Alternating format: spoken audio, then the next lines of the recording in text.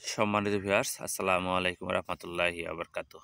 দেশ ও দেশের বাইরে যে যেখান থেকে আমার ভিডিওটা দেখছেন, আশা করি সবাই ভালো আছেন। আজকে আমার 1 নম্বর প্রজেক্টে আসছি সকালবেলায়। তা আপনাদের একটু দেখাই যে আমার গাছের যে কি পরিস্থিতি, আর গাছটা কেমন আছে, গাছের গ্রোথ কিভাবে আছে, কি রকম আছে দেখেন। একটু গাছটা আপনাদের দেখাই। আমাদের গাছগুলো একবার সুস্থ সবল লতিরাজ বাড়ি ওয়ান। এই যে গাছগুলো দেখেন, মাত্র 1 মাস বয়স। 1 মাস বয়স, ইনশাআল্লাহ লতি চলে আসবে এখনই। মোটামুটি সবগুলা গাছই সুস্থ সবল আছে। আর আমাদের এখানে কিন্তু জমিতে একটু পেনা, এই যে পেনাগুলো আপনাদের দেখাই, এরকম ঘন পেনা। এর আগে একবার পেনা পরিষ্কার করা হয়েছে, কারণ এই জায়গাটা একটু নিচা এলাকা, নিচু জায়গা, যার কারণে পানি থাকে সবসময়।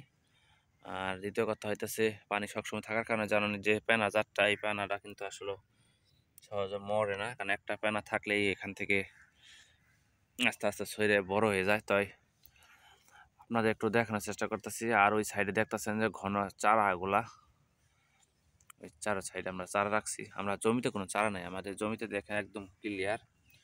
তো আমরা এখানে এই পেনাটা এখন আবার পরিষ্কার করবো, কারণ পানিটা শুকাইতেছি।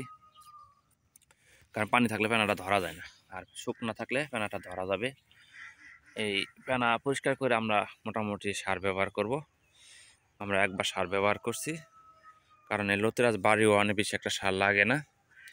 আমরা একবার 2বার সার ব্যবহার করা হয়েছে, সরি, 2বার সার ব্যবহার করছি 1 মাসের ভিতরে। যেমন 15 দিন বয়স, 12 দিন কি অথবা 15 দিনের ভিতরে একবার করা হয়েছে, আর 25 দিনের মাথায় একবার করছিলাম।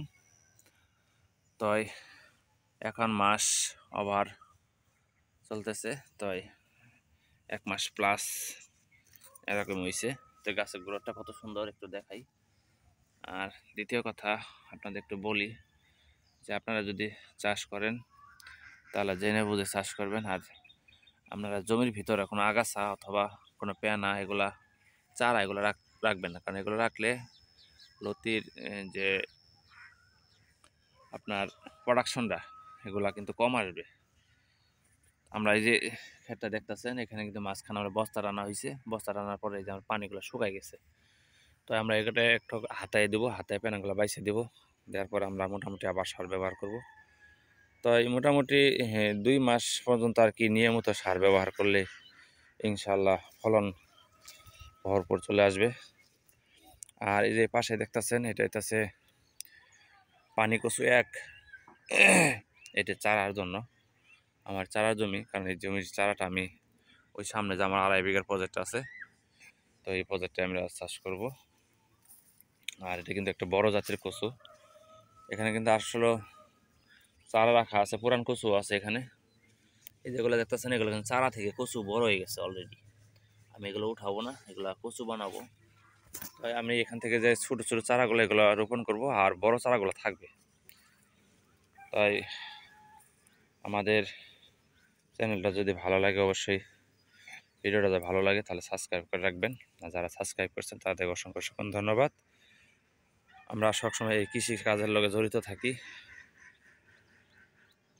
আর যদি কারো চারা লাগে, যেমন পানি কচু, নিউটন কচু, আর এই লতি গাছ, আমি বর্তমানে এই 3টা জাত নিয়ে কাজ করতেছি। তাই আপনারা চারা নিতে পারবেন, সমস্যা আমাদের কাছে সাইডে চারা থোয়ার আছে, যেগুলো থুয়ে রাখছি, এগুলা সাইডে চারাগুলো দেখতেছেন, এগুলা রাখছি কারণ এগুলো বিক্রির জন্য, কারণ আমরা মাঝখানে রাখি নাই, কারণ গাছের গ্রোথ নষ্ট হয়ে যাবে। তাই সবাই ভালো থাকবেন, সুস্থ থাকবেন। আর ভিডিওটা এখানে শেষ করলাম। আসসালামু আলাইকুম ওয়া রাহমাতুল্লাহি ওয়া বারাকাতুহু।